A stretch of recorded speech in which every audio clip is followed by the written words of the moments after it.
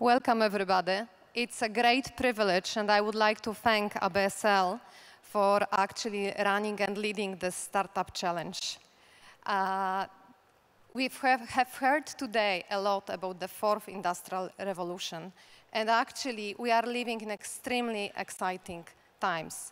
We already know from Melissa that by 2020 there will be more than 30 million connected devices. This represents extreme opportunities and extreme challenges to all of us. We are talking about the connected generations that goes not against age, but it goes in terms how people are reacting to the digital era. They browse and they check for the things on the spot, anytime, everywhere, where they are. I'm sure actually that by the time I started my presentation, you've already clicked at least once to the digital device that you are having here. So before I will actually share with you how P&G is looking and what is doing in the era of the internet and the fourth industrial revolution getting ready, I would like to share with you the film from World Economic Forum to bring you even closer what the very near future might bring to us.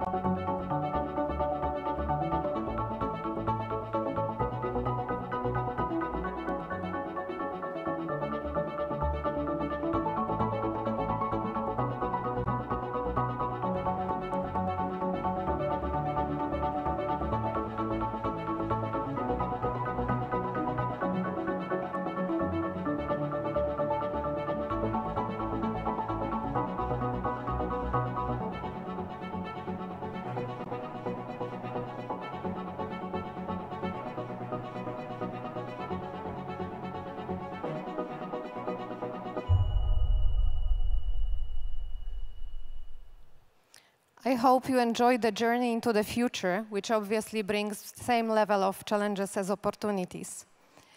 The reason why probably P&G has so much passion for the startup and collaboration with startup is that quite many years ago, in 1837, we have actually started as one, starting to produce soap and candles in Ohio, in the United States.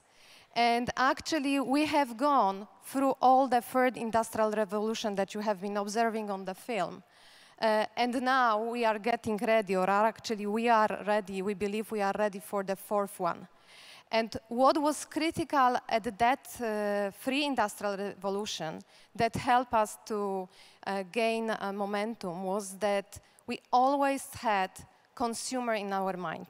We talked today about people, we talked about cybersecurity, but the third leg is actually making sure that the consumer is your boss. And as they are changing, as they are adapting new patterns of behavior, when they are having new expectations, you are getting ready towards them.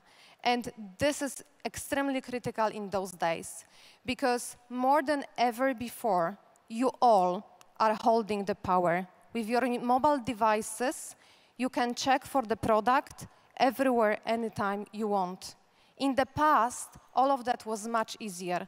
You have seen the advertisement in the television, and then the only place where you could visit the store was actually, when you could see the product, was actually the store.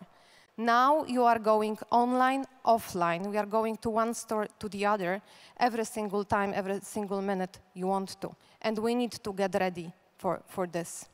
And actually, consumers now, and you all, are expecting to have a simpler, the most convenient shopping as experience, making sure that the product is delivered to you in a convenient way, but also that the product is as convenient as you would love to. And here I can share with you an example of the innovation Ariel liquid tubs that I'm sure all of you is aware that we are enabling a quick laundry to make sure that you have much more time for anything that you are doing up front. So the key is when consumers are shifting, when consumers are changing habits, we need to do it together with them. Our industry is disrupted. Actually, I'm aware that disruption is a buzzword, but it is happening. No one probably ever thought about the shared economy before the technology and the fourth industrial revolution came into play.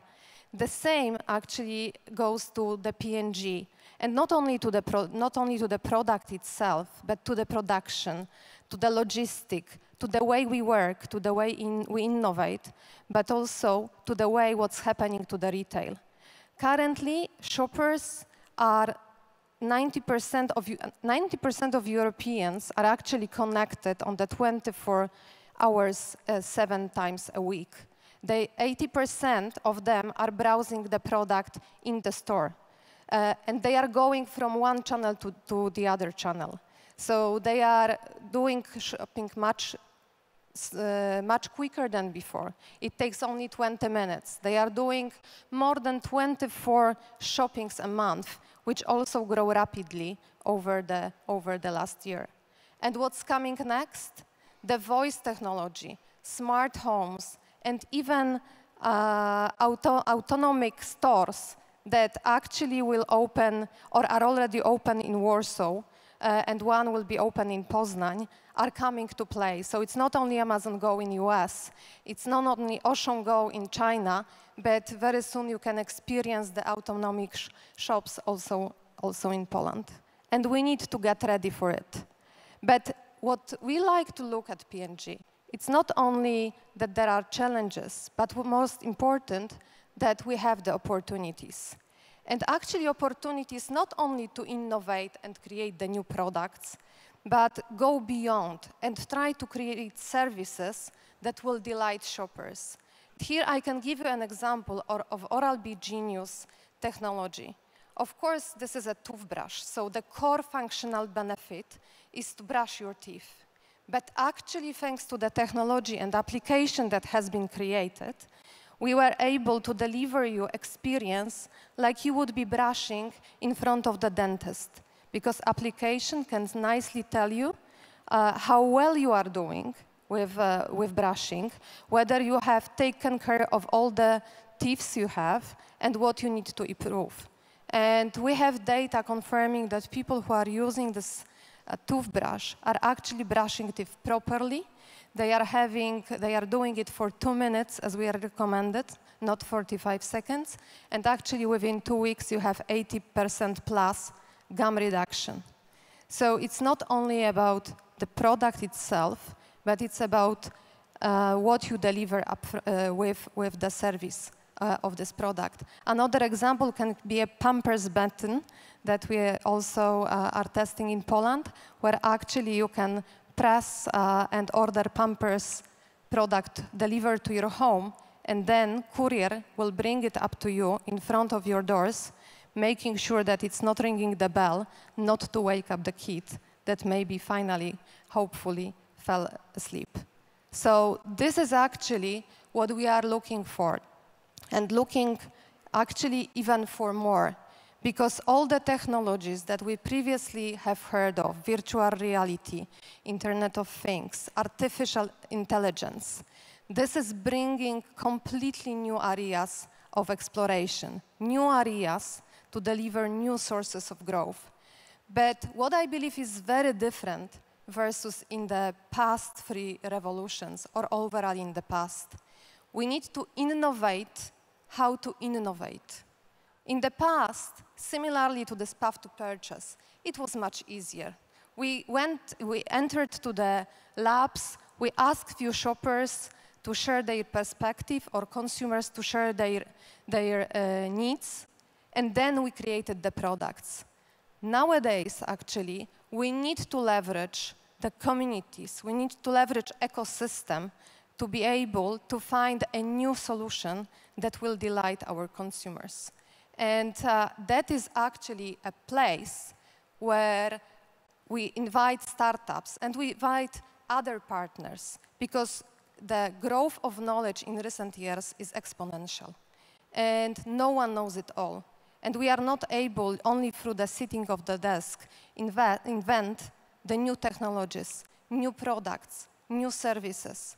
So it's the application, the Genius application that I shared with you was actually invented as one of the hackathons that we have had in Warsaw, Poland, in our IT Innovation Center, that actually is the biggest center after Cincinnati, so our headquarters. And this is a place where we are inventing a lot of new ideas that we are then bringing to the whole globe. And this is actually what we would love to continue, and that is the reason also why we are heavily in the partnerships with many startups and trying to find for new solutions and new opportunities. So summarizing, are we ready for the fourth industrial revolution? I think no one yet can say what it will bring. And we need to embrace the change. We need to adapt. And we need to make sure that we are staying in touch with what's happening in terms of the technology, new solutions, and with the consumers.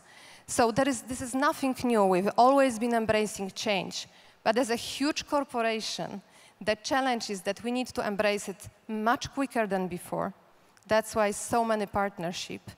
The only thing that remain unchanged is that consumer will be boss for us. And actually, consumer behaviors and consumer needs will be the ones that will be setting our future.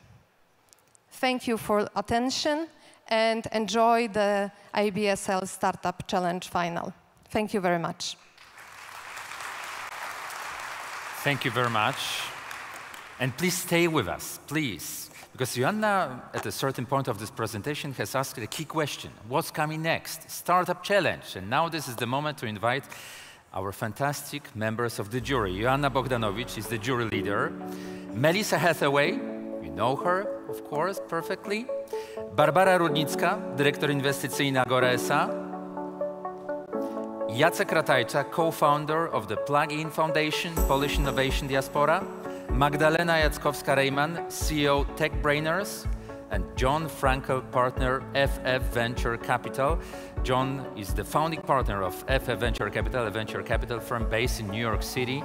Venture capital focuses on investing in and growing technology companies across emerging industries. Their portfolio has created $7 billion in value over the last decade, and they are just about to launch their project and funds in Poland.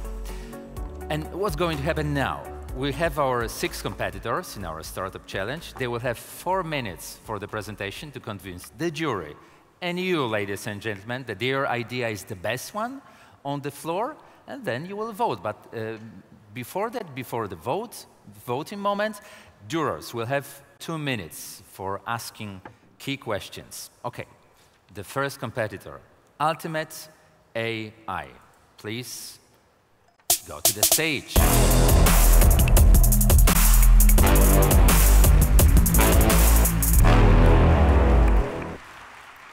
Okay, hello everyone. Thank you for joining us today. Today I'm going to talk to you about AI for customer service.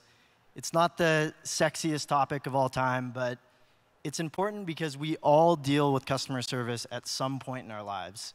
I'm sure every single one in this room has had to reach out about customer service in the past month for some reason. And the shared experience tends to be frustration or even dread when you have to pick up that phone. With all of the technology that we see today, the ways that we're living our lives better with technology, for some reason we really haven't kept up when it comes to delivering premium customer experience to your customers.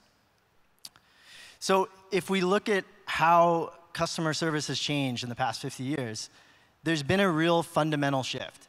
50 years ago, you would be lucky if a company even had a phone number to reach out to. The internet changed the game, and then even more recently, we've had this explosion of digital channels. So social media, messaging channels, live chat. In fact, 4% of the total global workforce is now working in contact centers. And there's also been a fundamental shift in customer expectation. People in my generation, we don't accept poor customer service because we have so many options. We order through our phones, and if something goes wrong, we can complain on 6 different channels 5 minutes later. So it's led to this huge increase of demand and complexity for companies to solve these types of problems. And this is how call centers have changed. They've gone from the picture on the left-hand side to just a much bigger version of that picture. So they really haven't scaled with that skyrocketing demand that's been put on them. We've actually seen that a stat from PwC, 32% of customers will leave a brand they love over one bad experience. You can't afford to push this to the back burner. So when we talk about AI and how it can impact the customer service industry, we often get stuck on chatbots. This has been heralded as a solution that can solve the issue, but often in reality, it's failed to scale, and it's masking this much deeper problem. It's really just a front-end application, which at best can solve some simple inquiries. At worst, will frustrate your customers even more. So that's where we're coming in as Ultimate AI, and we're building the intelligent backbone to the contact center. And we think that in order to do that, you have to do a few things really well. First, we have an approach that we always want to augment human workflows. So we first try to help agents by pulling in context from other systems, and we do that by being deeply integrated in with contact center solutions, as well as other systems they use. Then, as we learn from agent behavior, we can start to deploy smart automations. If we can solve out a cancellation request all through a chatbot, it's a great experience. But we need to make sure that we have the necessary data points to make that a reality. We also believe that language is huge. As a global enterprise, I'm sure many of you have support in 10+ languages, if not many more. We started with Finnish, which is a very tough language. We're a Helsinki-based company. And we're really trying to repair some of this gap that's opened up in the AI industry. It's mostly English-centric technology. And last, rapid deployment. We use techniques like clustering, as well as a deep understanding of your business to implement in weeks rather than months, and try to avoid those $1 million year-plus projects to do a few automations. I'll talk briefly about results. We're currently working with large enterprise customers, 30+ in a variety of industries: airlines, e-commerce, banking. We've really started to be able to solve problems across the variety. Thank you. Thank you. Exactly 4 minutes, really appreciate that. And now 2 minutes for the jury to ask questions. Oh, it looks like I get to have the first question. When you look at this problem, can you talk about how you use AI and machine learning in the solution? So are you talking about the specifics of how the core technology work? Not the specifics, but where you're applying AI and machine learning to come up with a solution that's far better than the alternative.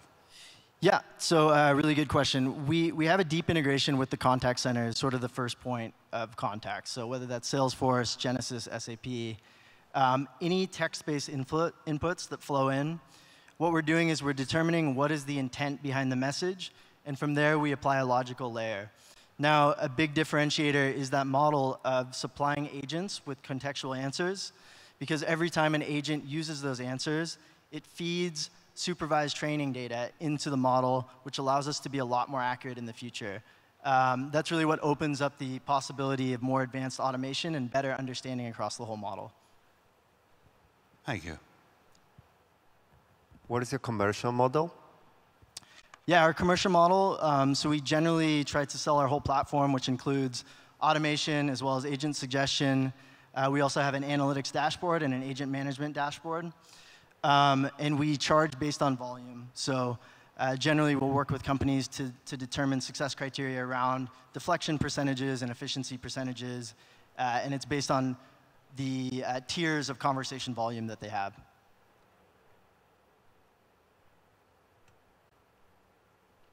Okay, it looks like that's all. Thank you so much. Thank you. Thank a you. big round of applause, because it was the first presentation. It's always the hardest. Ultimate AI. And now the second competitor, symmetrical AI.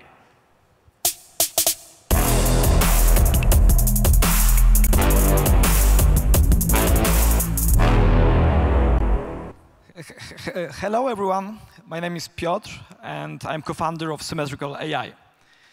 For most of my professional life, I used to work for financial institutions. And I realized two things.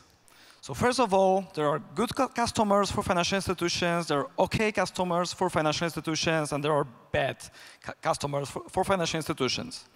Second, no financial institution wants or like to serve bad customers. Who are those bad customers? It's over 50% of the population of workforce in Poland, but roughly each country has the same number. Those are people with no savings, living from paycheck to paycheck, stressed about their financial situations. They're not engaged, they flip the job quite often, and they are targeted by aggressive shark lenders. And guess what? Many of those people are your employers. Are your employees. And while they might not be the best customers for the banks, they might be fantastic workers. And at the same time, we talked to multiple employers about their problems. We see huge challenges with hiring, retaining people, engaging people. And we realized that we can solve both problems with one solution. So this is Symmetrical app. It's a mobile app integrated with payroll system. We enable employees to stream their earned salary to their account at any time. If you want to earn your money every week, you can be paid weekly. If you want to get paid daily, you can have payday every day. If you have unexpected spending, you don't have to worry about this. You can just stream your capital to your account. Who use Symmetrical? So first of all, blue-collar workers. We help them reduce financial stress. We help them to end payday-to-payday poverty cycle. Secondly, millennials, who get flexible solution to access their salaries. What our customers tell us? So first of all, people really love our solution. The employers, they told us that they reduced the turnover by 30%, increased productivity by 20%, and doubled the number of the job applications. That's only the first step. The second step, we want to implement financial sustainability for the workers. So we want to enable any employee to replace old insurance product, credit product, or mortgage with cheap, affordable, and ethical one, with just a few clicks. And why it is important? I don't know if you know this, but the employees are the biggest bank in Poland. We, as the employees, we lend 45 billion zlotys per month to our employers. This capital is frozen on the account of our employers waiting for our next paycheck. And we believe that this capital can be liberated. We believe that this can lead to increased motivation and efficiency of the workforce, and it can bring huge benefits to the whole society. That's all. Thank you. Thank you very much. 4 minutes to change the course of life, and now 2 minutes to answer the questions from the jury. Thank you for your presentation. I have a question about the implementation. So how does it look and how quick it can be? Okay, so we integrated with most of the biggest payroll system. So the implementation is zero cost. It takes a few weeks, and it does not affect the processes as usual for the employers. So it's a decision if to implement it or not, if you want to be socially responsible and help our people or not. Thank you. Brave man. And how do you make money? So who is paying and for what? We are taking small fee from the financial institutions who work with us to build a new category of ethical and financial products. Do you charge an interest rate? No, we don't charge interest rate. We just have a small fee from the financial institutions. And do you charge the companies you install with? No, the installation of our system is completely free for the employers. This is also with zero cost for the employee. It's also zero cost. Of course, employee have to, if they get the cheaper credit, it is not 0% credit, but it can be 20 or 30% cheaper than the normal one. So what the price is, this is a fixed fee or this is a success fee? I mean, how many employees just using this? And we just take a fee for the capital deployed by the financial institutions. So the more people use our application, the more we earn. And the employer payment cycle remains the same as it was? Sorry? The employer pays at the same time as they used to pay. Yes, so. the payroll cycle does not change. Thank you. Thank you so much. Thank you. I just have to take the clicker. Thank you so much. Good job.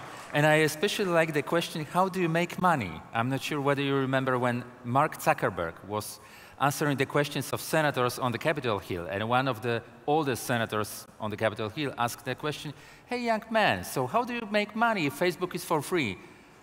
We run ads, Senator? It was a shocking answer on the Capitol Hill. Now, next competitor, they will have the pleasure to present their idea. SimPorter.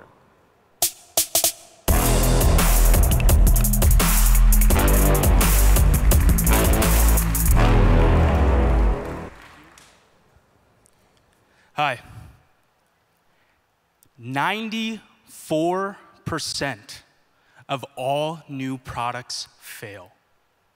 94%. That's 6% succeeding, and less succeed every single year. And the reason is because companies just don't have the tools to successfully predict demand when there's social media out there, there's customer reviews, and demand is becoming more and more fragmented every single day. I'm here today because we're changing that. I'm from SimPorter, my name's Dylan, and we are a software driven by AI that predicts demand for new products. Well, looks like I skipped a slide. I don't know how to go back, but it's okay. Figured it out. So it's an easy slide. It shows our UI, and I wanted to put this here to show you what I'm talking about. We designed the interface to be intuitive, easy, training-free, because everyone hates analytics when they're learning it. And we want people to embrace it, and they really are. But if you want the devil in the details, if you want to see what is backing up our sales predictions, you can double-click a product and get all of the data backing them up. Whether it's what's occurring on Google, where are people searching, what are people saying on forums, articles, blogs, news, how are e-commerce transactions growing? We show all of the data that backs up our predictions. What we do that's so unique is we know 99.9% of the data out there is irrelevant. It does not tell you what happens next year or in 2 years. But we use neural networks to be able to identify the signals, the predictive signals from all that noise. And they're able to figure out what is going to happen tomorrow, in 6 months, in 12 months, sometimes 24 months. Something that we really hammered out when we were developing this is how to make it easy to try out, how to get a POC set up, a pilot, because this is a big, big innovation, and so of course, people are going to be a little skeptical. So we hammered this out by saying, you don't even need to give us data at the beginning, right? You just pick the products that you want to test. We create a keyword list showing you what are we going to look at, and you verify them. We gather the data from our side, perform our analysis, and you just enjoy the data. It's that easy. I'm going to spend the last minute just talking about our case studies because we've had an average of plus 22% increase in sales from our customers. And we just expanded a Poland this year, and we already have customers like Carrefour working with us. So the 3 examples I'll run through are one with Silicon Valley, one with Japan, and one with Australia. We helped a flavored water company. When they launched new products, it was cannibalizing their sales. And we figured out what flavors did consumers want together. And as a result, with our recommendations, their revenue grew 12%. With Japan, the Japanese company, we helped them not get their shelf space cut because of low sales, launch new products, and successfully grow in Walmart. And with Australia, we helped a company that was acquiring companies rapidly. We did a blind test with them, and we're plus 77% accurate. Thank you. I'm Dylan from Simporter. Thank you very much. Thank you very much. 4 minutes are over. Questions from the jury. So Dylan, who might some of your competitors be, and how are you going to displace or take their market share? That's a great question because I love to answer it. There's one massive competitor who has a monopoly on the market. It's Nielsen. The issue is when you have a monopoly on the market, you don't have to innovate, right? And so the primary way people are predicting new product launches is they take a room full of people, maybe it's 100, maybe it's 500, and they say, what do you think about this? Do you like this product? Would you buy this product? And then 1 year later, 2 years later, they develop the product and they launch it. Or they look at last year's sales data and they say, these are the trends we saw last year in our stores. So in 1 year, in 2 years, these are the trends we expect. The issue there is that consumer demand doesn't stay that way. In today's age, social media makes it so fragmented. You ask 500 people today what they think, tomorrow they change their mind. In 1 year, they forgot what they thought a year ago. In 2 years, they see what other people think, and that's the new trend. That's what we're doing differently to disrupt that area. You probably know the Sunrise, the company. And the Sunrise is your competitor, it could be your partner, or how you want to build a partnership with this kind of company, which also have great AI and great compression of the data. So this company I know about is a little later in the stage, right? So they help a lot with marketing automation, forecasting products that are already existing, and so on. Our bread and butter is these new products before they even go to the market. Thank you. Thank you so much. Thank you. Congratulations. Great job. Our 4th competitor, Smubbler. Please come to the stage.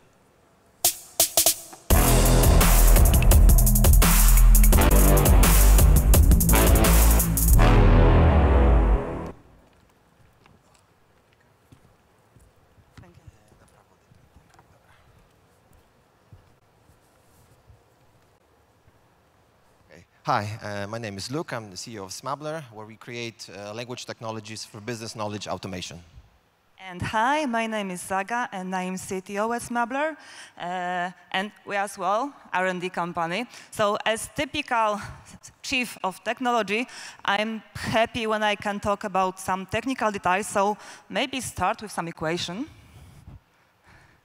Okay, automation. It's about saving money. It's, at the end of it, it's always about money. Because with automation, we are more productive, we are efficient, we can automate multiple tasks and make our work easier. But automation has its limits. And when automation meets text, there are problems. Because we have in the same processes, in the same business processes we want to automate, we have multiple documents, we have communication, we have customer communication, we have customer service, where there's a lot of textual data. but we can fix it. Think what we could do with the right level of language understanding. We could extract the new value from this information. We could extract the knowledge. Because with knowledge, we could make our processes more important. We could power with this knowledge our processes, our employees, our customers. And knowledge is about making money. Because when we can provide more value to customers, the customers, in turn, can provide more value to us. Look, do you remember this case with David about CRM? Yeah. The situation was like this, that a big company approached them and said, okay, you have lots of data, you need a big CRM solution because to manage the data, extract the knowledge. So now they have the CRM, but they still cannot liberate that knowledge. So what we really do, it's about bringing together automation and knowledge in something that can change the game. Because when we are able to automate all this textual information on textual data, we can automate by 100% text processing. We can extract 100% of information from content. We can reduce processing time by 99% because Smubbler is language technology that is super knowing high-performance one language engine to automate our workflows. And maybe now, stop talking. Okay, maybe maybe some example. Okay, what I want to show you now, it's about demo. It's about how we can deal with multiple complex and diverse documents. Now you can see legal documents from insurance service, and we can ingest all these documents, just ask, and provide an answer. And what's important, we don't need to be prepared with data set. We can just put all these diverse documents and get the answer. Ask in our natural language and get the answer. So now imagine if we are able to do such amazing things with such complex documents like legal documents, what we could do with other textual information, what we could do for your customer service. Yeah, if we can extract knowledge to answer questions like, does my insurance cover losses if my pet llama eats my wallet, right? Then imagine what we can do in HR, where you have different documents, agreements, and CVs. In legal departments, where you have different legal documents that you have to have the knowledge available. Customer communication. Yes, we could automate our workflow and not only provide the answers, but also make all the Wow, 4 minutes. It wasn't easy. Now 2 minutes for the jury. Could you describe a proof of concept that you've deployed and what was the return on investment for the customer? Which one we want to talk about? Which? The first? Okay.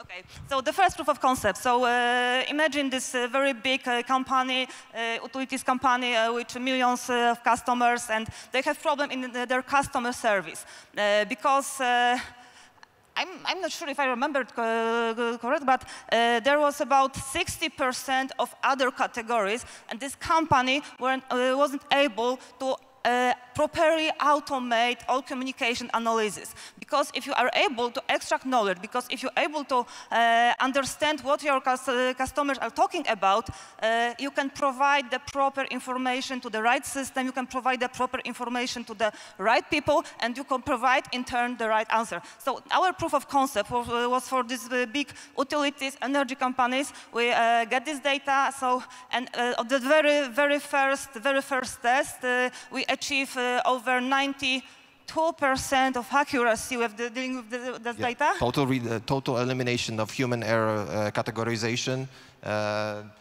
and finally eliminating the most famous and most often utilized category, other. My question is, what is the biggest barrier on the corporation sides to implement your technology? What is the ideal? What is the barrier? Their barrier, IT barrier, the integration problem. What is the biggest barrier? The biggest barrier, there is no barrier because the technology is non-invasive. Maybe the technology is... 2 minutes. Yeah. the fastest talker on the stage. Thank you so much. Bravo. Good job. Good job. It's not easy to tell you the whole story, the most important project of your life in 4 minutes and then answer questions. So I think all the competitors are doing a great job. Multi-lesson. Next competitor.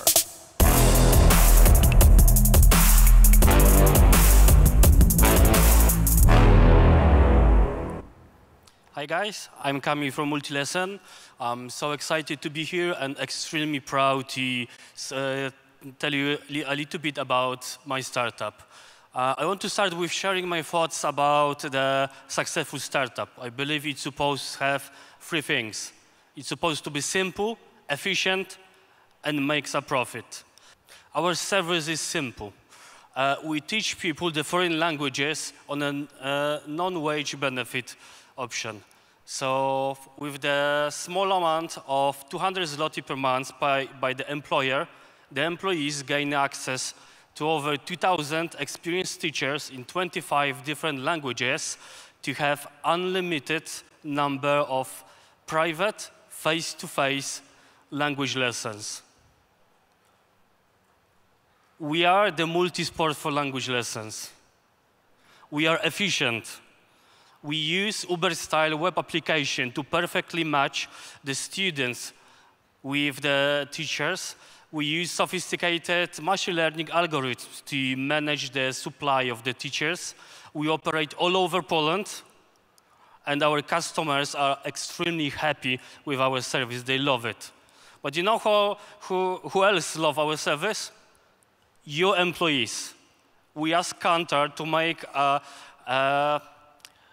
research on your employees, and apparently 81% of your employees demand to have a service as we provide. Our service is more desired. There's sport cards, integration trips, free meals, and a place to relax at the office. We make a profit. That is the list of our current customers, and you're more welcome to be on that list to make a true difference for your employees.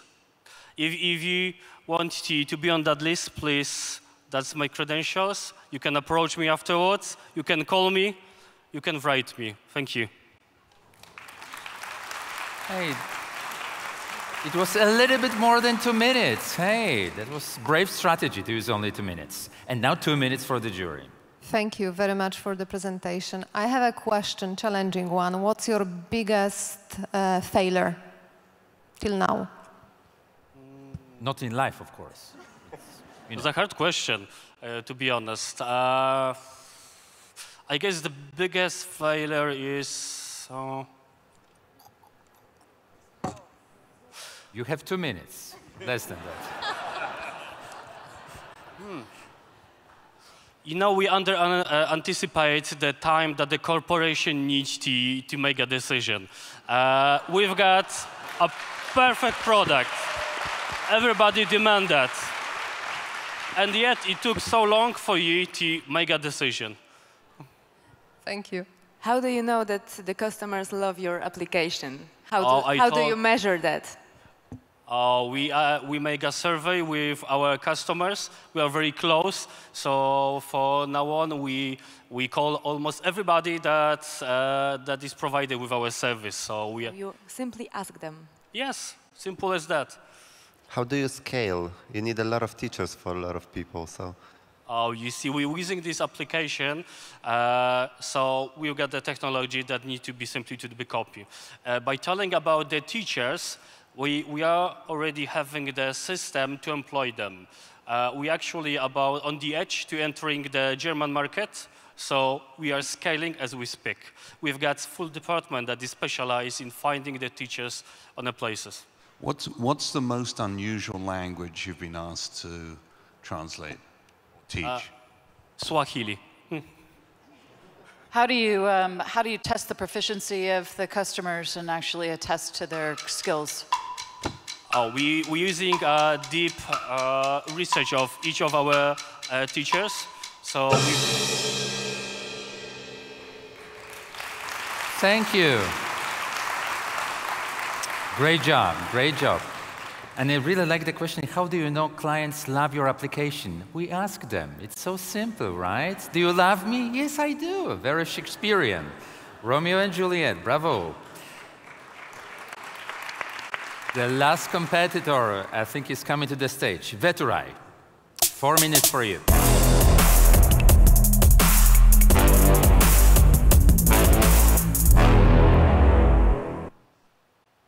When you go shopping tomorrow, how many of your purchases will be things from your shopping list, and how many will be spur-of-the-moment decisions? Research shows that over 70% of all purchasing decisions are made on the spot in the store. Even if you have a specific product in mind, you can always choose a different type or a different brand. With that in mind, as an advertiser, wouldn't you love to follow every single one of your customers along shopping aisles? What if you could inform them about discounts and special offers on your product as they walk past it? How would that affect the customer experience? How would that affect your revenues? First, let's see how it works in digital advertising. There, we have data coming from cookies about customers' shopping habits and their demographics. We use this data to display customized ads, and this strategy leads to 40% more clicks and up to 50% more purchases as compared to traditional untargeted ads. This is an impressive result that demonstrates the ability of that technology. However, not all purchases are made online. If you have a brick-and-mortar store, you can display your ads on LCD screens. Those, however, wouldn't be very efficient since we don't have the cookies, we don't know our customers' shopping habits, we know very little about them. So what can we do? It turns out you can do exactly the same as online advertising. The missing piece was the technology I'm about to show you.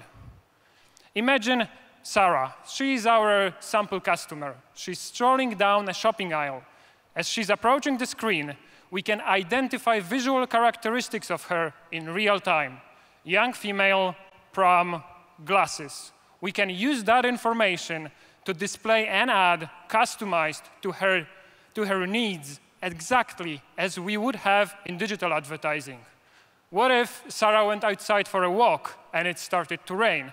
Our solution does not only take into account an individual, we also analyze their surrounding to provide even better personalization.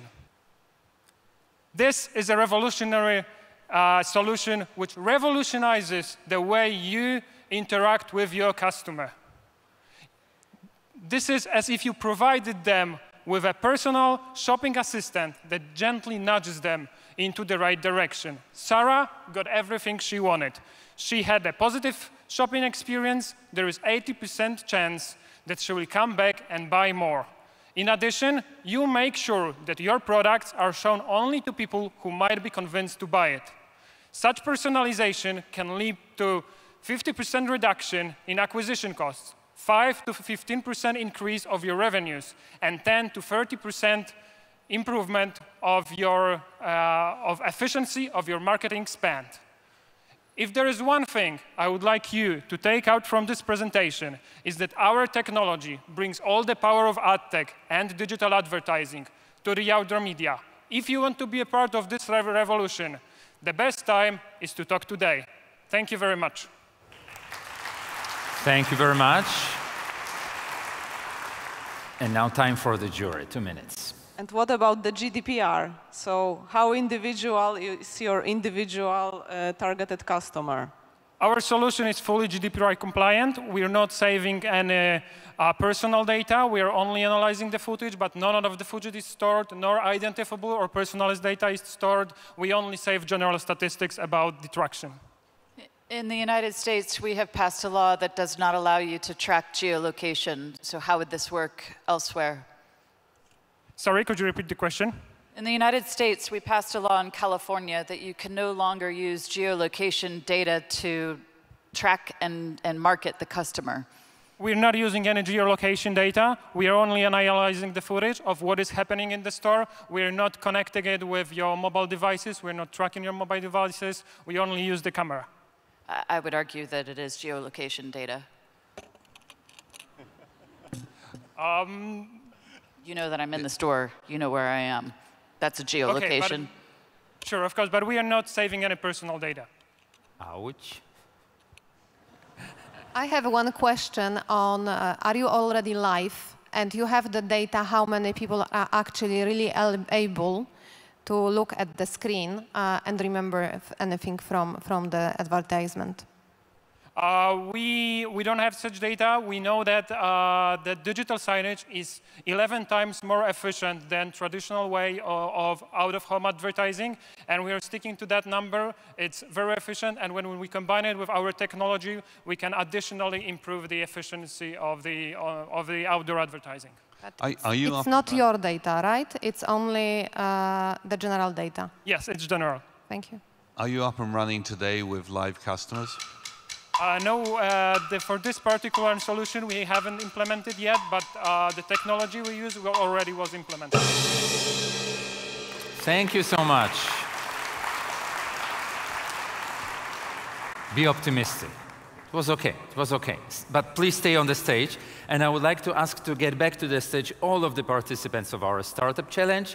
Ultimate AI, Symmetrical AI, SimPorter, Smubbler, Multilesson, Vetura is already present. Big round of applause for these brave young people who wanted to change their life and wanted to change the world for better.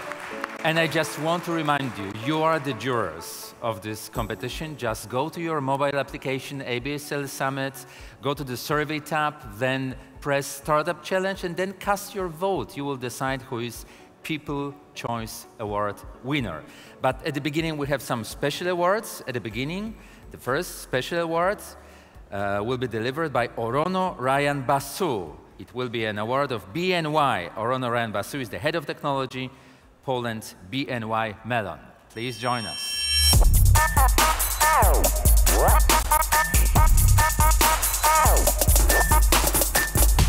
Good afternoon. I've got 60 seconds, so I'll quickly rattle through. Early this year, the Bank of New York Mellon Board asked a question: how do we interlock our current digital agenda with what's happening in the local market in Poland or in Central and Eastern Europe? I think the answer came through in the form of ABSL, so a big thank you for creating that intersection where we can now transact with our partners in the local community. We are the leading partner of the robotic process automation vertical, and that award goes to Smubbler. So, yeah, the award is coming.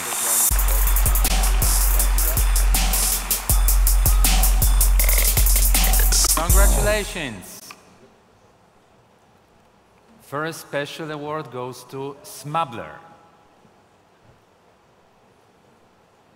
It's good to be a team. You can share the award. Big round of applause. Smubbler, first award. And thank you, BNY. Thank you so much. Next special award, it will be Statuette of Partner Recognition Award, HSBC. I want to invite to the stage Gagan Sabarwal. Special award in our Startup Challenge competition.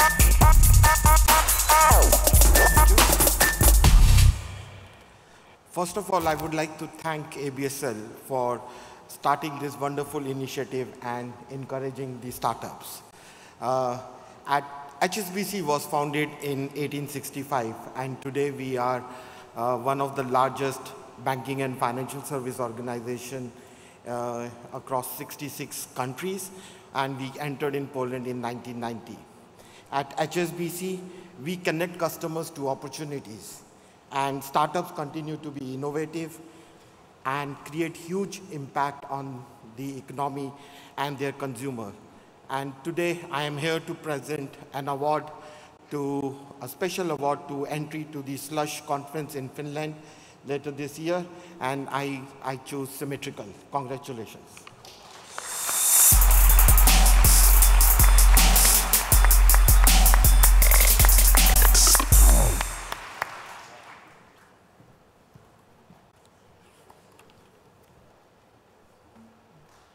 Congratulations.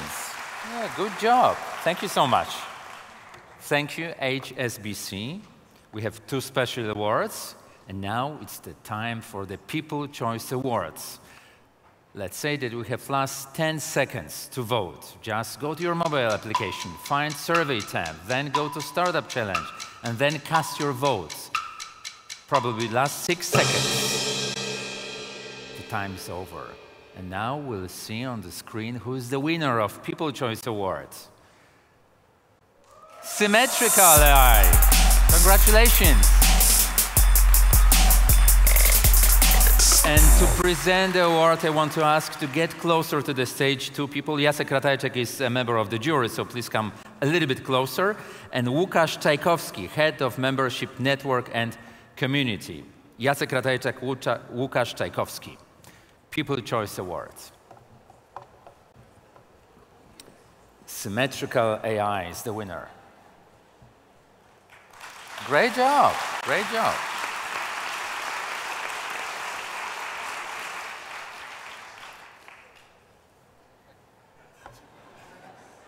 Yeah, you should get a team to get to the stage. Yeah, it's easier to have a partner. Congratulations.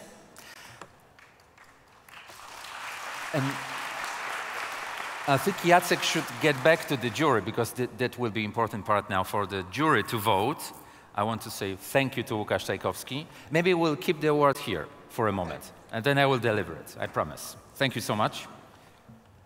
People Choice Award. Now the jury will vote.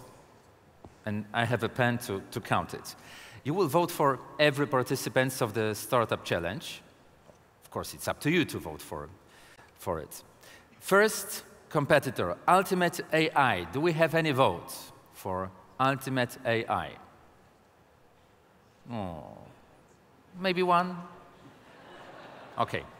Symmetric, oh, what? No, seriously. Yeah? One vote for Ultimate AI. Thank you so much. We have one vote. I really appreciate it. Thank you. Symmetrical AI. 1, 2, 3. 3 votes for Symmetrical AI. Symporter. 1 vote. Thank you. Really appreciate it. Smubbler. Yeah, it may be tough now. Okay, but anyway, you have special award, right? Multilesson, 1 vote. And I just want to remind you that if we have a tie, Joanna Bogdanowicz is a jury leader and her vote is the most important one. Then let's say she's got a gold card to decide. 1 more, Veturai. No votes. So I may present the winner because we had 3 votes for Symmetrical AI.